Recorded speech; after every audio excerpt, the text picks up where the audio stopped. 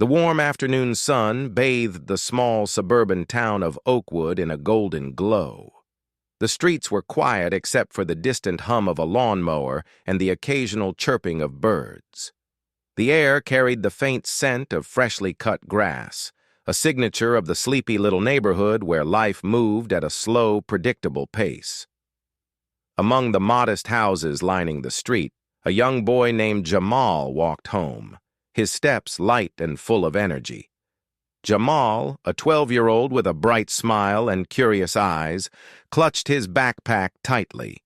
Swinging gently by his side was a small golden trophy gleaming in the sunlight. The trophy bore the inscription, "First Place, Annual Science Fair."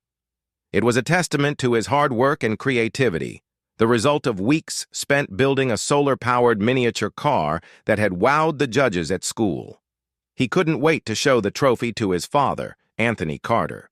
Jamal admired his father immensely, not just as a loving parent, but as a man of wisdom and integrity. Every evening, they would sit at the dinner table, and Anthony would share stories that encouraged Jamal to dream big and stand tall, no matter the odds. As Jamal walked, his heart swelled with pride. He imagined the look of joy on his father's face when he saw the trophy.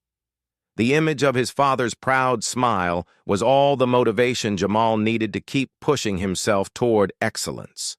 Little did Jamal know, his walk home that day would be interrupted in a way he could never have anticipated, an encounter that would shake his innocence, but also strengthen his resolve. For now, though, Jamal hummed a tune, blissfully unaware of the storm brewing ahead. Jamal rounded the corner leading to his street, his house just a few blocks away. He shifted the strap of his backpack higher onto his shoulder, clutching the trophy in his other hand. His thoughts were still filled with the moment when his name was announced as the winner of the science fair, the applause from his classmates and teachers still ringing in his ears. As he walked past the local convenience store, he noticed a familiar figure standing near a patrol car parked on the side of the road. It was Officer Brad, a middle-aged police officer with a reputation that preceded him. People in the community whispered about Brad's behavior, his aggressive demeanor, his tendency to overreach his authority, and most of all, his apparent bias against people who looked like Jamal. Jamal wasn't particularly worried at first. He had done nothing wrong. But as he drew closer, Officer Brad turned his gaze on him, his eyes narrowing. Jamal felt a small pang of unease. He had been taught by his father to always remain respectful in such situations, but the officer's piercing stare seemed to search for trouble where there was none. "Hey, you!" Brad barked, stepping in front of Jamal and blocking his path. Jamal stopped abruptly, clutching his trophy tighter.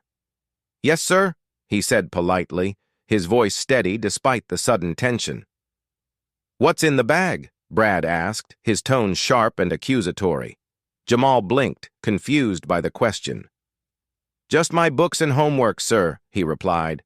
"I'm on my way home." Brad's eyes flicked to the small trophy in Jamal's hand. "And what's that? Where'd you get it?" Jamal smiled, hoping to diffuse the tension. "It's a trophy, sir. I won it at the school science fair today." Brad's expression hardened. He stepped closer, looming over the boy. "You expect me to believe that? A kid like you? Don't lie to me, boy." The words stung, but Jamal kept his composure. "I'm not lying, sir. It's my trophy. You can check with my school if you want." Brad ignored the explanation, his face twisting into a sneer. "Open your bag. Let's see what else you've got in there." Jamal hesitated for a moment, unsure of how to proceed.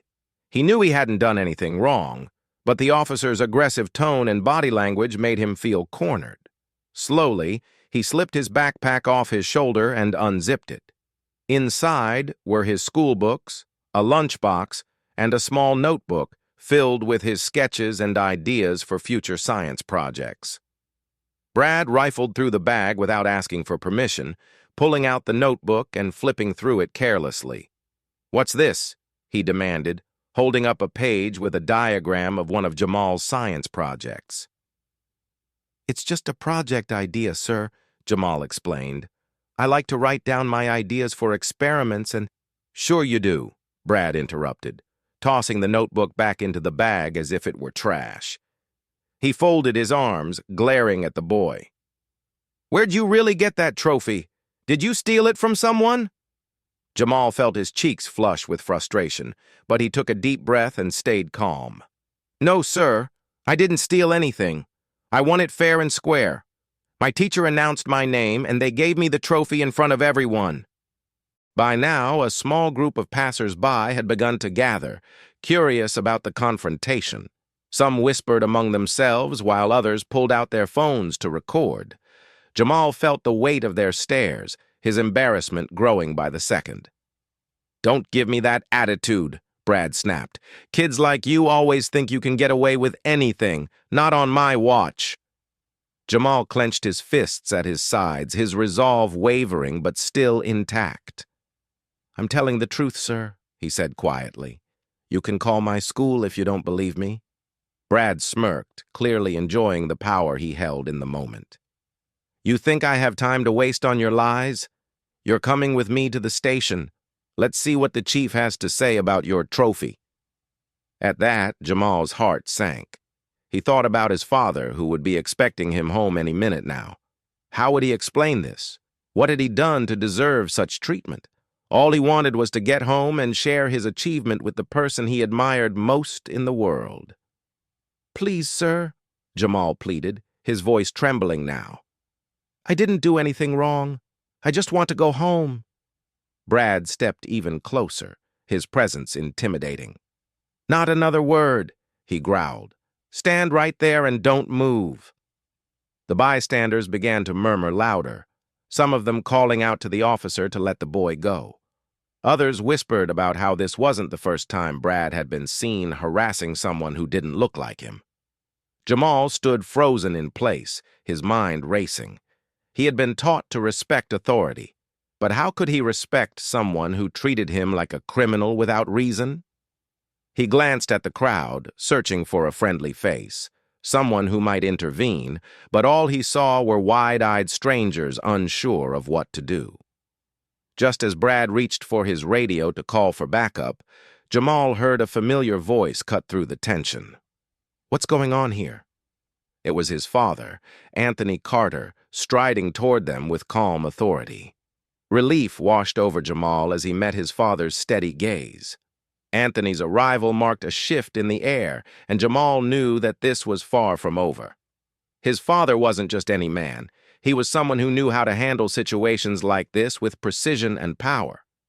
Brad, however, had no idea what was coming. Jamal stood frozen in place, his small hands clutching the strap of his backpack as if it were a lifeline. His mind raced, a whirlwind of emotions threatening to overwhelm him. Fear, frustration, and confusion swirled together, but he kept himself composed, just as his father had always taught him. Stay calm in every situation, his father's voice echoed in his mind. Respect others, even when they don't respect you, but never let anyone take away your dignity. But in this moment, staying calm felt almost impossible. Jamal felt the weight of Officer Brad's gaze, cold and accusatory, pressing down on him like a boulder. The officer's words had stripped him of the excitement he had felt just moments ago, leaving behind a heavy knot in his chest. How had his simple walk home turned into this nightmare? Don't make me repeat myself, boy, Brad barked, breaking the tense silence. You're coming with me. Sir, please. Jamal's voice trembled as he spoke. I didn't do anything wrong. I'm just trying to get home. Brad ignored his plea, pulling his radio from his shoulder and speaking into it. I've got a suspect here, he said, his tone flat but commanding. Send backup to my location. Young male, African-American, possibly armed. Jamal's heart skipped a beat at the officer's words. Possibly armed? He didn't even own a toy gun, let alone anything dangerous. The lie stung, and for the first time, anger bubbled up in him, threatening to burst through his calm exterior. But he took a deep breath, forcing himself to stay composed. This wasn't the time to lose control. The crowd of onlookers had grown larger by now. People whispered among themselves, their eyes darting between Jamal and Officer Brad. Some held their phones up, recording the encounter. Jamal could hear snippets of their conversations. What did the kid even do? He doesn't look like a troublemaker. That officer has a reputation. This isn't the first time I've seen him do something like this. Despite the murmurs of sympathy, no one stepped forward to help. Jamal felt isolated, as though he were on display for a spectacle he never wanted to be a part of. The bystanders' faces blurred together, their hesitant stares doing little to ease his growing sense of helplessness. Brad took a step closer, his hand resting on the holster at his hip. The movement made Jamal's breath hitch, his mind flashing to the stories he had overheard on the news, stories about situations like this that had ended tragically. He clenched his fists, willing himself not to cry. He didn't want to give Brad the satisfaction of seeing his fear. "Turn around and put your hands on your head," Brad ordered, his voice cold and authoritative. "Why?" Jamal asked softly, his voice cracking under the weight of his fear. "I didn't do anything wrong." "I said turn around." Brad's voice rose, drawing gasps from the crowd. Some people began to protest, their voices growing louder. "Hey, he's just a kid," one woman shouted. "Let him go. What's wrong with you?" another man added. Brad turned toward the crowd, his face twisting into a scowl. "Stay out of this," he barked. "This is a police matter." Jamal glanced at the faces in the crowd, silently begging for someone to intervene. But while the murmurs of protest continued, no one dared step forward.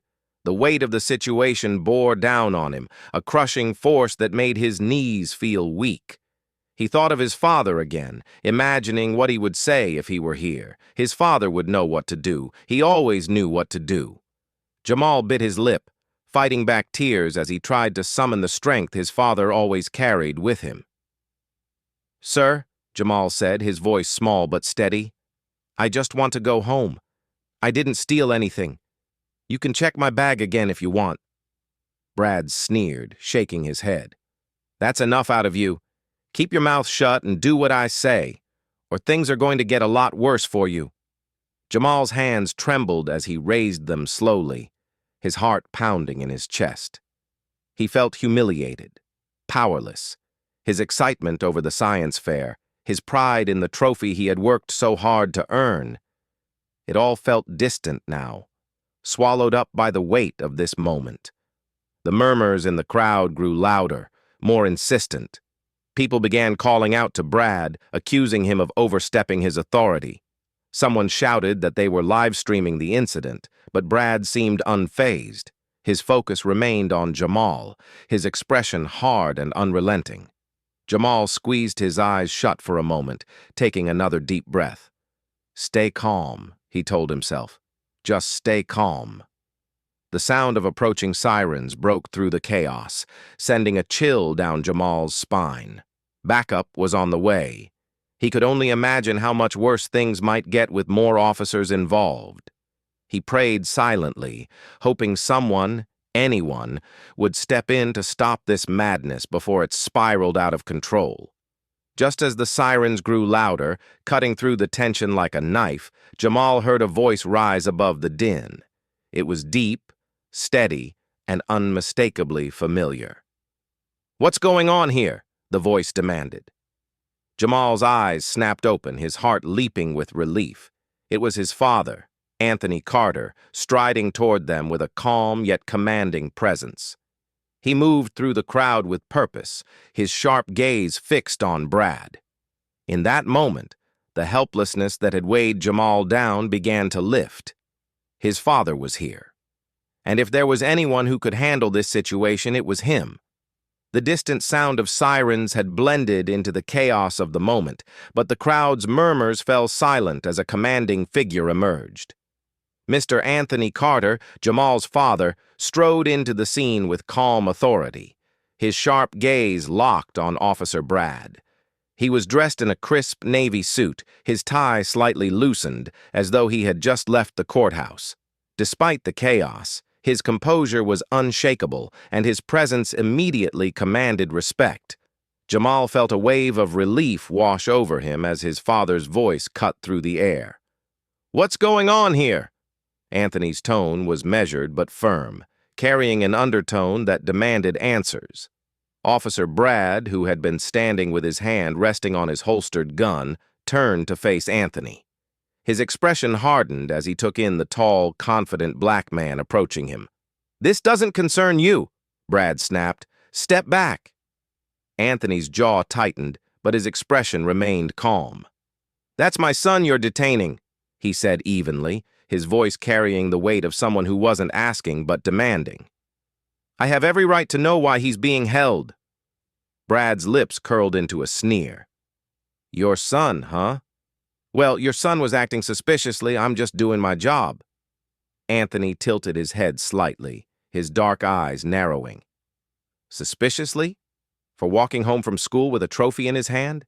That doesn't sound like probable cause to me." The crowd began murmuring again, emboldened by Anthony's presence. Several bystanders nodded in agreement, their voices growing louder. "Yeah, what did the kid even do?" one man shouted. "Let him go!" another added. Brad's face reddened, a vein pulsing in his temple as he barked back at the crowd, "Stay out of this!" Anthony, unfazed by the officer's aggression, stepped closer, his posture radiating quiet confidence. "Let me make myself clear," he said, his voice low but firm. "You're accusing a 12-year-old boy, who has done nothing but excel in school, of criminal activity. That's not just wrong. It's unlawful." Brad took a step forward, his chest puffed out in an attempt to reassert dominance. "I don't need a lecture from you," he said dismissively. "Your kid was carrying something he couldn't possibly have earned. That's enough for me to investigate." Anthony raised an eyebrow, his lips pressing into a thin line. "Couldn't possibly have earned? And what makes you say that?" He gestured toward Jamal, who was standing frozen, his wide eyes darting between the two men. "That's my son, officer. He's one of the brightest students in his school, and he just won that trophy at a science fair. So again, I'll ask you, what exactly are you holding him for?" Brad faltered for a moment, the crowd's presence clearly unsettling him, but his pride wouldn't let him back down. "Look, I don't need to explain myself to you. He's a suspect, and I'm taking him to the station for questioning." Anthony took another step forward, now standing toe-to-toe with the officer. His calm demeanor didn't waver, but there was an unmistakable intensity in his voice. "You absolutely do need to explain yourself," he said. "You see, I happen to be very familiar with the law. I've spent the last 20 years as a civil rights attorney, so trust me when I say I know exactly how this situation is supposed to be handled." Brad's confidence visibly wavered, but he quickly masked it with a smirk. "Well, good for you. That doesn't change the fact that your son's coming with me." Anthony folded his arms across his chest, his calm gaze never leaving Brad. "Unless you have concrete evidence that my son has committed a crime, you have no legal grounds to detain him. And if you think I'm going to let you take him without cause, you're sorely mistaken." The crowd erupted into murmurs of approval, several people shouting their agreement. A woman holding her phone yelled, "He's right! Let the kid go!" Brad's face darkened, and he turned toward the crowd, shouting, "I said stay out of it!" But the damage was done. The tide was turning, and the officer's authority was slipping through his fingers. Anthony glanced at the growing crowd, then turned back to Brad. "This doesn't need to escalate any further, officer. Release my son, and we can all go about our day. Or you can explain to your superiors and the media, who seem to be recording all of this, why you decided to unlawfully detain a child." Brad's gaze flicked nervously to the phones pointed in his direction, his composure faltering further. He opened his mouth to respond, but was interrupted by the sound of more sirens approaching. A second patrol car pulled up, and a senior officer stepped out, surveying the scene with a frown. "Brad, what's going on here?" the senior officer asked, his tone sharp. Brad stammered, clearly caught off guard. Just handling a situation, sir." Anthony stepped forward before Brad could continue. "Good afternoon, officer," he said, addressing the senior officer directly. "I'm Anthony Carter, civil rights attorney. This officer has been unlawfully detaining my son, accusing him of a crime with no evidence." The senior officer's frown deepened as he looked at Brad, then back at Anthony. "Is this true, Brad?"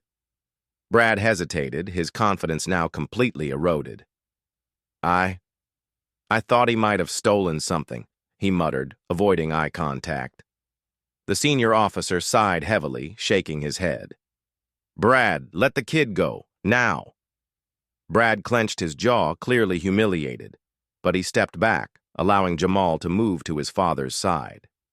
Anthony placed a protective hand on his son's shoulder, his calm expression never wavering. "This isn't over," Anthony said quietly, his tone firm.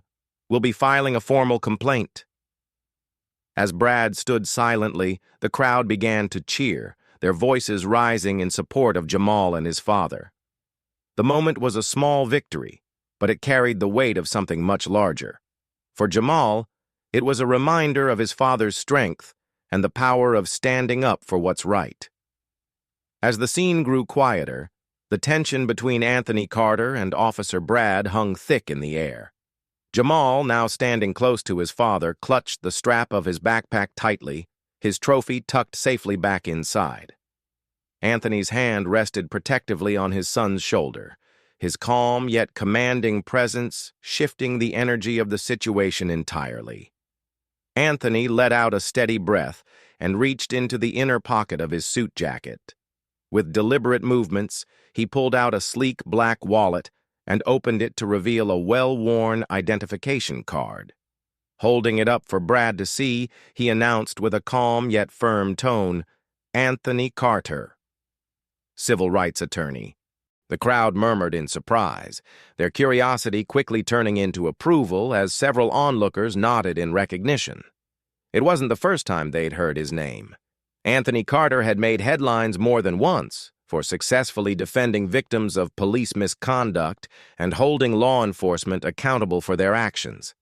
His reputation as a fierce advocate for justice preceded him, and it was clear to everyone, except Brad, it seemed, that he was not a man to be trifled with. Brad's face twitched, his earlier bravado slipping away. He glanced briefly at the ID, his lips pressing into a thin line as he processed the implications. "That doesn't change anything," he said gruffly, though the shake in his voice betrayed him. "Your son—" Anthony cut him off, his voice still calm but now laced with a sharper edge. "My son," he said, emphasizing the words, "is a 12-year-old boy walking home from school with a trophy he earned through hard work and intelligence. Yet you stopped him, accused him of theft, rummaged through his belongings without cause, and threatened to take him to the station. Do you understand the gravity of what you've done?" Brad shifted uncomfortably, his hand no longer resting on his holstered gun. "I was doing my job," he muttered, though the excuse sounded weak even to him. "Your job?" Anthony echoed, raising an eyebrow. "Your job is to protect and serve, not to racially profile children walking home. Do you have any idea how many laws you've just violated, Officer Brad? Or are you so accustomed to this behavior that you've forgotten it's not just unethical, it's illegal?" The murmurs in the crowd grew louder, a wave of support for Anthony's words rippling through the onlookers. Several people began clapping, their cheers growing more insistent. Brad's face flushed red, his posture stiff as he looked around, realizing he was losing control of the situation. Anthony stepped closer, his calm composure making him all the more intimidating. "Let me explain what happens next," he continued, his tone sharp but measured. "First, I'll be filing a formal complaint with your precinct.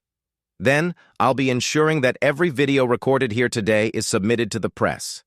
And finally, I'll be following up with a lawsuit, not just against you personally, but against your department for allowing officers like you to operate unchecked." Brad's eyes darted nervously toward the senior officer, who was still standing by the patrol car, watching the confrontation unfold. The senior officer looked exasperated, but made no move to intervene. It was clear he knew Anthony Carter's reputation and had no intention of defending Brad's actions. Anthony wasn't finished. "Do you know how many cases I've won against officers like you?" he asked, his voice steady and unyielding. "Enough to know exactly how this will play out. You'll face disciplinary action, possibly even termination. Your department will be forced to settle, and you'll have to answer to the public for why you felt justified targeting a child." Brad opened his mouth to respond, but no words came out. His earlier arrogance had been replaced by a mixture of anger and humiliation. He looked to the crowd, now fully against him, their phones still recording every moment. Anthony turned slightly, addressing the crowd now as much as Brad. "This is why we must hold people in positions of power accountable," he said, his voice carrying the weight of experience. "If we allow this kind of behavior to continue unchecked, it sends a message that it's acceptable. And it's not. It never has been, and it never will be." The crowd erupted into applause, their cheers echoing down the street. Jamal looked up at his father, his fear replaced by awe. In that moment, he felt a surge of pride, not just in his father's strength, but in the way he had handled the situation with grace and dignity. Brad, realizing he had lost, muttered something under his breath and took a step back. The senior officer finally stepped forward, his hands raised in a placating gesture. "Mr. Carter," he said carefully, "let's de-escalate this. Officer Brad overstepped. We'll handle this internally." Anthony gave the senior officer a sharp look, but nodded once. "See that you do," he said, "because if you don't, I will." With that, he placed his arm around Jamal's shoulders and guided him away from the scene. The crowd parted to let them through, several people offering words of support and encouragement as they passed. Jamal clutched his father's side tightly, his earlier fear dissipating under the warmth of his father's protection. As they walked away, Anthony leaned down and said quietly, "You did good, Jamal. You stayed calm. I'm proud of you." Jamal smiled up at his father, the weight of the day's events beginning to lift. He knew this wasn't the end of the story, but for now, he was grateful to have his father by his side. Together, they would face whatever came next. The scene outside the small suburban convenience store was already buzzing with energy, but it transformed entirely when Anthony Carter took his phone from his pocket and began making calls. His calm, calculated demeanor sent a ripple of anticipation through the crowd. Officer Brad shifted uneasily on his feet, clearly sensing the shift in power. The small crowd that had gathered was no longer a passive group of onlookers. They were becoming an active force, emboldened by Anthony's confidence. "Mr. Jenkins," Anthony said smoothly into the phone, his voice carrying just enough volume to be heard by those around him. "I'm at the corner of Maple and 3rd. We have an incident here involving racial profiling and police misconduct. Yes, it's being recorded. Can you send someone over?" He paused, then added, "Great. Let the team know this is going to make headlines." Brad's face flushed as Anthony ended the call and immediately dialed another number. "Angela, I need you to get a couple of reporters to Maple and 3rd right away. There's a clear case of unlawful detainment, and I want this covered as it unfolds." The whispers in the crowd turned to murmurs, then outright voices of support. "He's bringing in journalists," someone said, their voice tinged with excitement. "About time someone stood up to that cop," another added. Brad's discomfort grew with every passing second. His hand hovered near his radio, but he hesitated. It was clear he was beginning to realize just how much attention this was drawing, and how much trouble he might be in. Anthony ended the second call and looked up, scanning the crowd. He addressed the onlookers, his voice loud and confident. "To those of you recording this, keep your cameras steady. The truth needs to be seen and heard. This isn't just about my son. It's about making sure this kind of behavior doesn't happen to anyone else." The crowd erupted into applause, and some began chanting, "Let him go! Let him go!" The chants grew louder, their rhythm reverberating through the street. Brad looked around, his confidence from earlier now replaced with visible unease. Anthony turned his attention back to Brad. "Officer," he said, stepping closer, "I'm giving you one last chance to do the right thing. Release my son now, or I promise you, the consequences will be severe. I have legal associates on their way here as we speak, and reporters who will broadcast this moment to every corner of the country. Is this really how you want to be remembered?" Brad's mouth opened and closed, but no words came out. He glanced at the senior officer who had arrived earlier and was still watching the scene unfold. The senior officer sighed heavily, his shoulders slumping as he walked over to Brad. "Brad," the senior officer said quietly, his tone stern but resigned, "let the boy go. This isn't worth it." Brad looked like he wanted to argue, but the weight of the situation was pressing down on him from all sides. The crowd, the cameras, Anthony's unwavering presence. It was too much. Finally, with a reluctant huff, he stepped back and muttered, "Fine. He can go." Anthony's lips curved into a thin, satisfied smile, but his tone remained firm. "Good. Now let's address the larger issue here." He pulled a notepad and pen from his pocket and began writing swiftly. "I'm filing a formal complaint against Officer Brad for unlawful detainment, harassment, and racial profiling, and I'm requesting that the department conduct a full investigation into his conduct." The senior officer nodded slowly. "I understand, Mr. Carter. I'll ensure your complaint is filed and handled properly." "That's a start," Anthony replied, handing over the written complaint. "But understand this, I'll be following up. If I find any indication that this is being swept under the rug, I won't hesitate to escalate." As the senior officer took the complaint, several cars pulled up to the scene. A handful of well-dressed men and women stepped out, carrying briefcases and notepads. Anthony's legal team had arrived, their presence adding another layer of pressure to an already tense situation. Behind them, two journalists exited their van, cameras already rolling. One of the reporters approached Anthony, microphone in hand. "Mr. Carter, can you explain what's happening here?"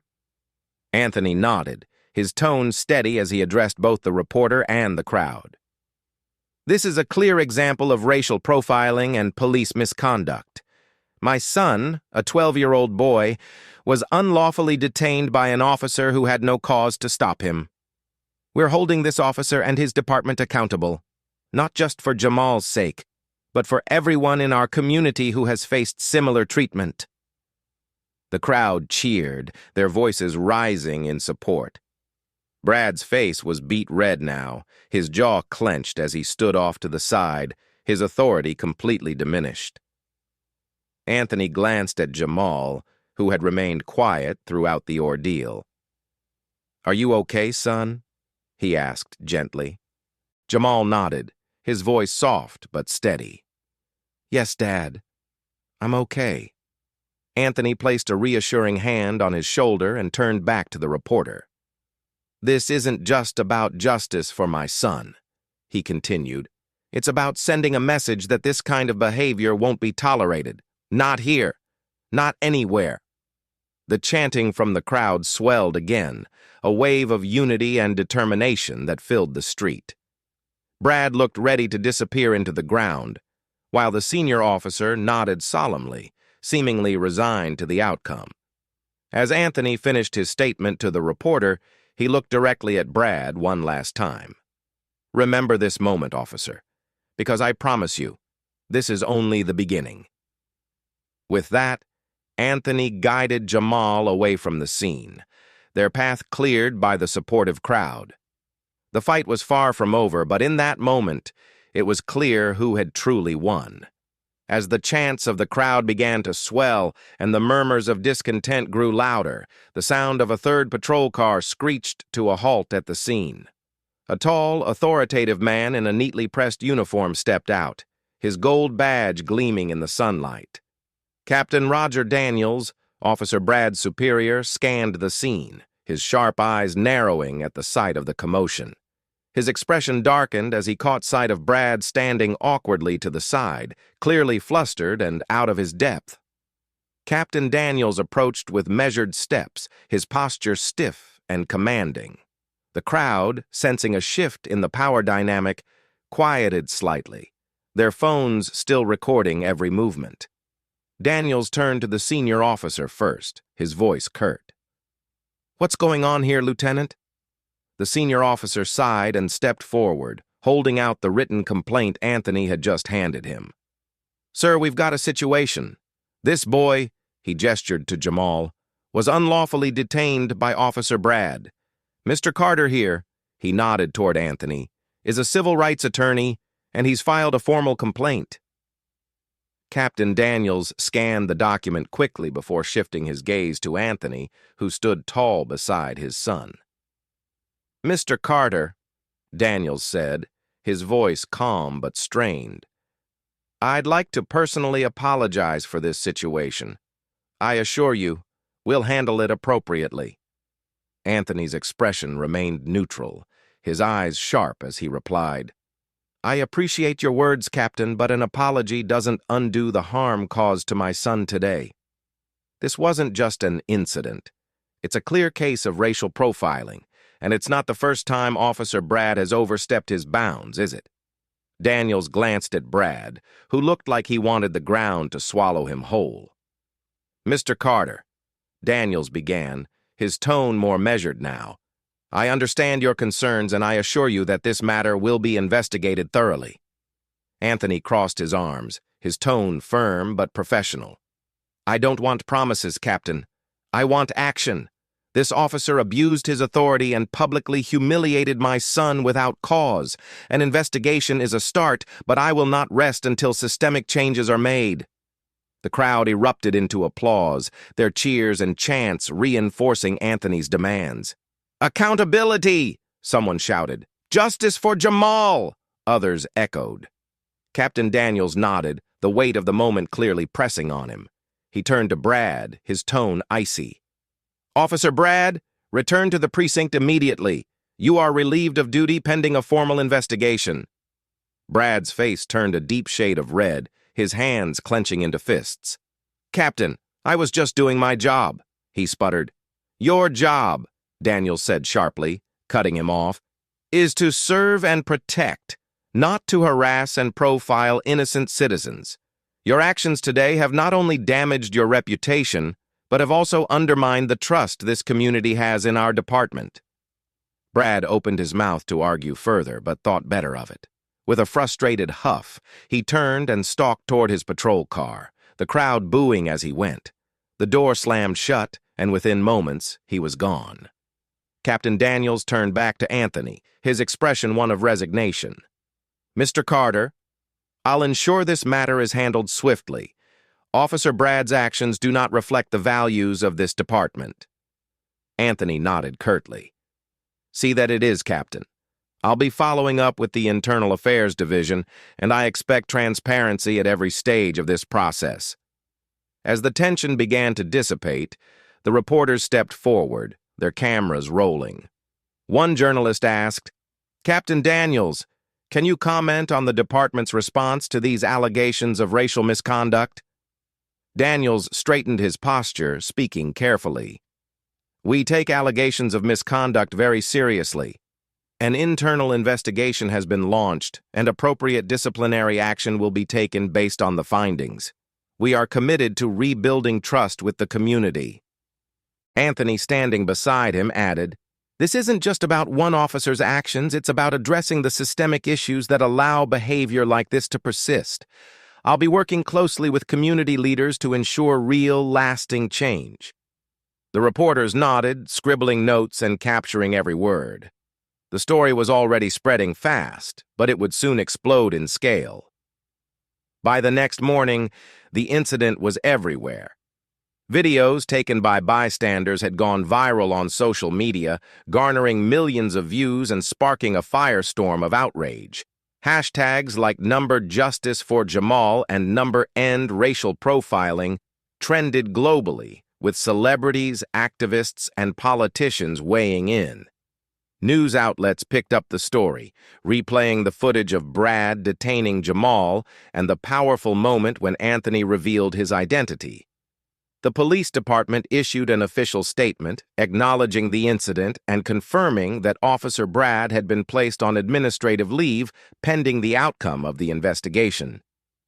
Despite their attempts to control the narrative, the damage had already been done. Public trust in the department had taken a severe hit, and protests demanding accountability began to spring up in front of the precinct. For Jamal, the days that followed were overwhelming but also eye-opening. He received messages of support from people all over the world, many of whom shared their own experiences with discrimination. His father became a prominent figure in the fight for justice, using the momentum of the incident to push for reforms in the local police department and beyond. As for Officer Brad, his downfall was swift and definitive. The investigation uncovered a pattern of similar complaints against him, and within weeks, he was dismissed from the force. Legal action followed, with Anthony spearheading a civil case that resulted in a settlement for Jamal and a mandate for police reform in the town. The events of that day had started as a nightmare for Jamal, but ended as a powerful reminder of the strength that comes from standing up for what's right. Together, Jamal and his father had not only turned the tables, but also inspired a movement that would ripple far beyond their small town. The golden rays of the evening sun cast a warm glow on the quiet street as Jamal and his father, Anthony Carter, finally walked toward their home. The tension and chaos of the earlier encounter were still fresh in Jamal's mind, but the comforting presence of his father by his side made the weight on his shoulders feel lighter. His backpack, still containing the precious trophy, felt heavier than usual. But this time, it wasn't because of fear. It was a weight of pride, a symbol of his hard work and perseverance. As they reached their home, Jamal stopped for a moment, staring at the front door.